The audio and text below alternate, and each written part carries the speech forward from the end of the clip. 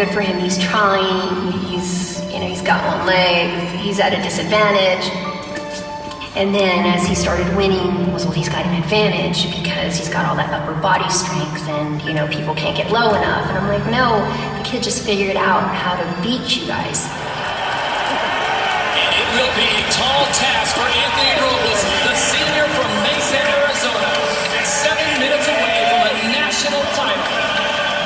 I was scared for him, knowing that it had to be Iowa, knowing that it had to be the former champion.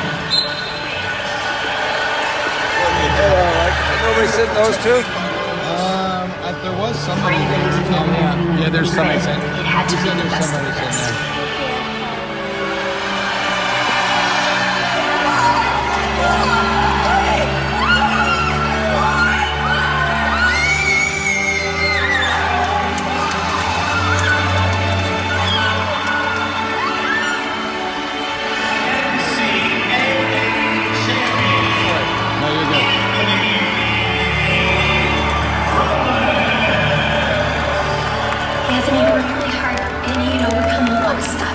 A lot of people not expecting him to do it, people not expecting him to do anything, and for him to take control of that match,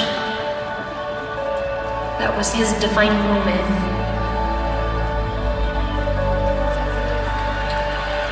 The pride I feel for him is indescribable. It's an honor to be Anthony's mom.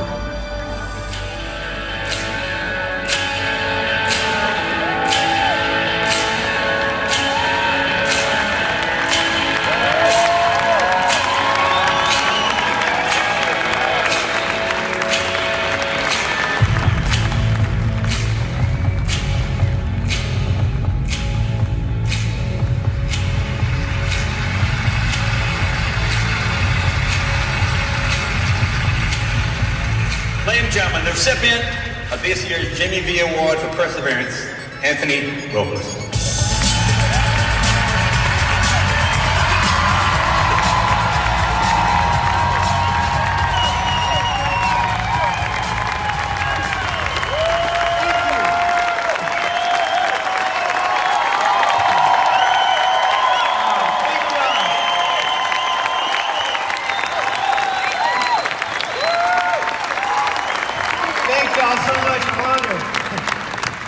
Thank you guys for that amazing welcome. I'm so honored to be here just to share with you guys a little bit of my story.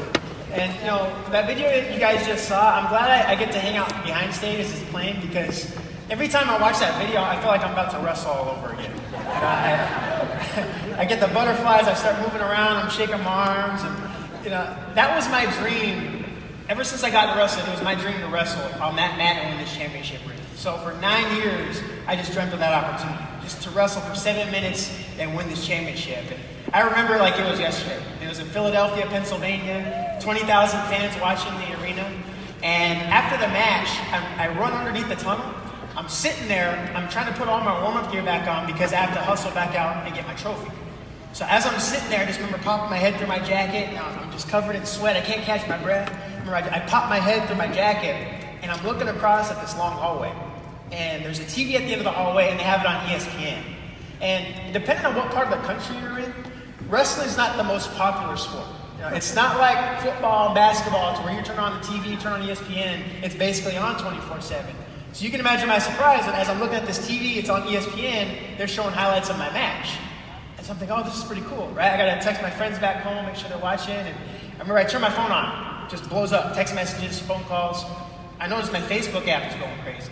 I'm like, okay, what's going on? I hit my Facebook app, and it was literally right after that match, I hit the friend request limit for Facebook friends. Over 5,000 people shot me requests. And so I remember sitting there like, what's going on? This was crazy to me. And literally, I felt like I was living a dream ever since. Later that night, we get a phone call from a movie company saying they want to do a movie about me. The book company calls, Nike calls.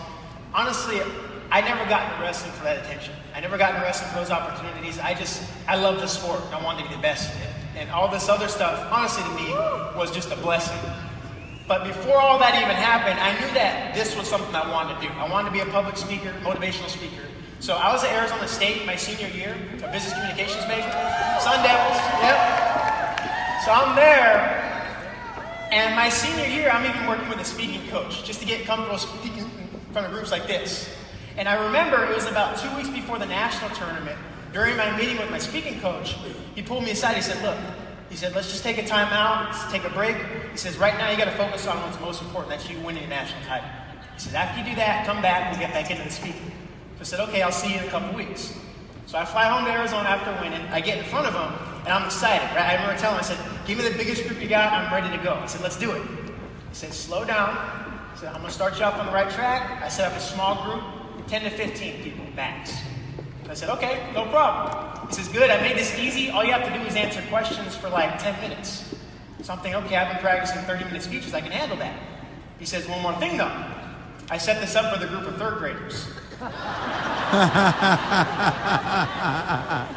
You guys are smarter than me, because I'm there, I'm thinking, all right, I'm a national champion wrestler, I got 3 little brothers and a little sister. I can handle third graders asking me questions, right? I said, yeah, set it up, let's do it.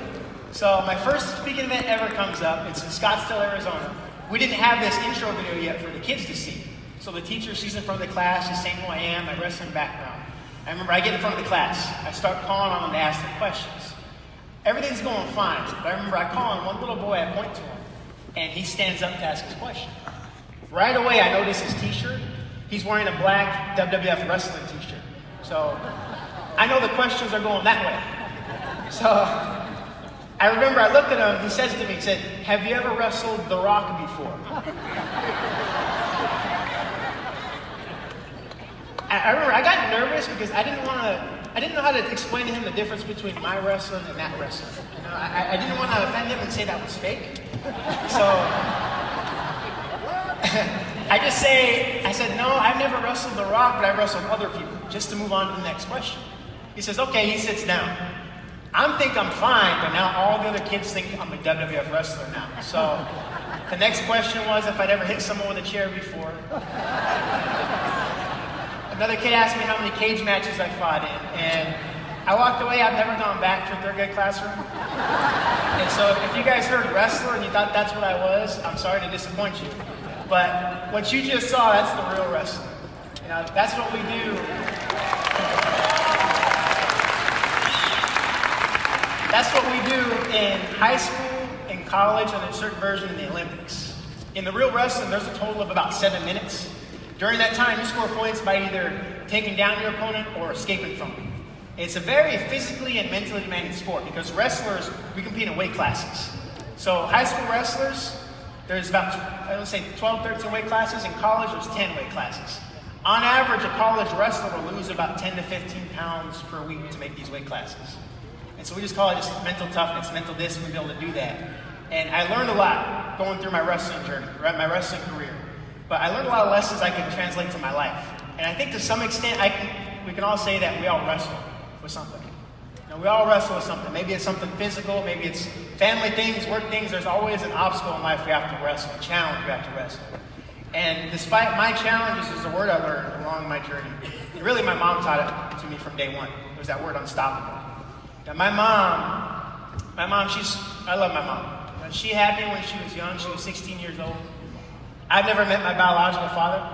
And so my mom at the time, she was a single parent about to have me. She had no idea that I was going to be born missing my leg. Not even the doctors knew that.